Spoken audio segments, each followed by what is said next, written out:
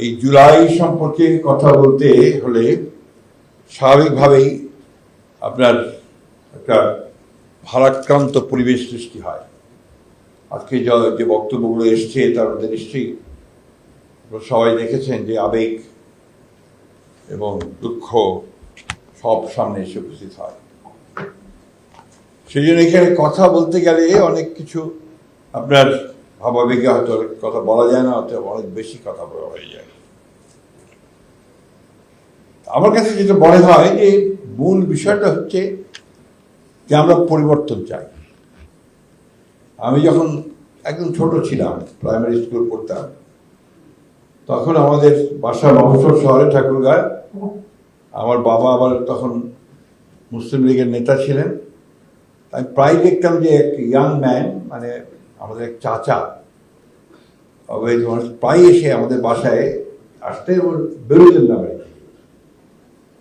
তারপর মায়ের কাছে শুনতাম যে সে একজন কমিউনিস্ট, উনি পালিয়ে আছেন, পুলিশটাকে ধরার জন্য চেষ্টা করছে, উনি পালিয়ে আছেন।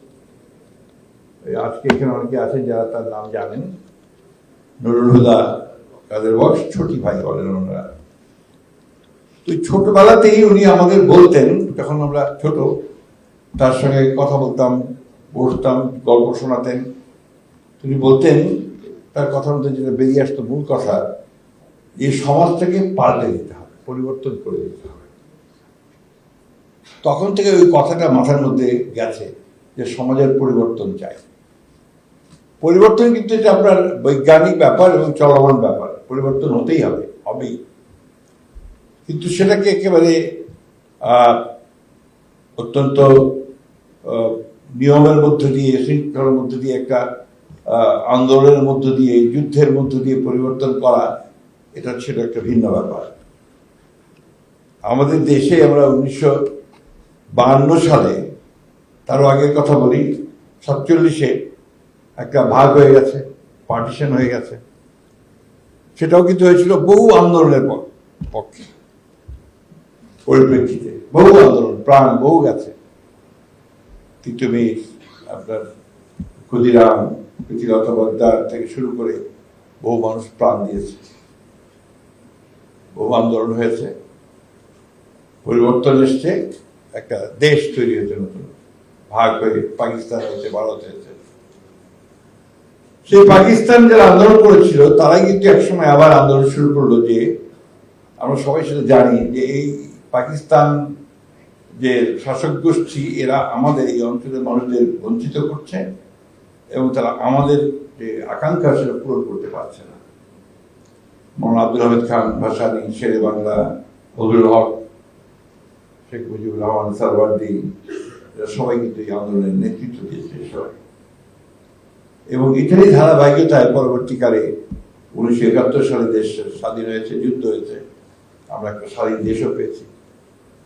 দুর্ভাগ্য আমাদের তখন থেকেই আবার সেই একই গান গাইতে হয়েছে, পরিবর্তন চাই, পরিবর্তন করতে হবে। দুর্ভাগ্য এটা।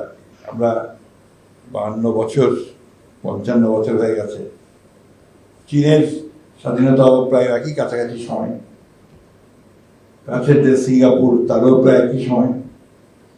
তারা অর্থনৈতিক উন্নয়ন, জীবন জীবিকার মানে কোথায় চলে গেছে, আমরা এখন এখানে পড়ে আছি।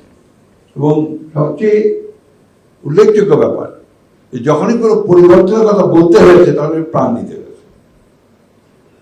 ভাষা আন্দোলন থেকে শুরু করে একদম এই 24শে জুলাই পর্যন্ত আমরা যারা ক্ষমতায় যাই, নির্বাচনের মধ্য দিয়ে বলুন আর বলুন, কিছুদিন পরে বোধহয় আমাদের কেমিস্ট্রি কাজ করে, আমার কাছে মনে হয় একটা রসায়ন কাজ করে যে আমি ক্ষমতায় আছি। আমি চোখে বলি যে চেয়ারটা, ওই চেয়ারটা আলাদা একটা কেমিস্ট্রি আছে।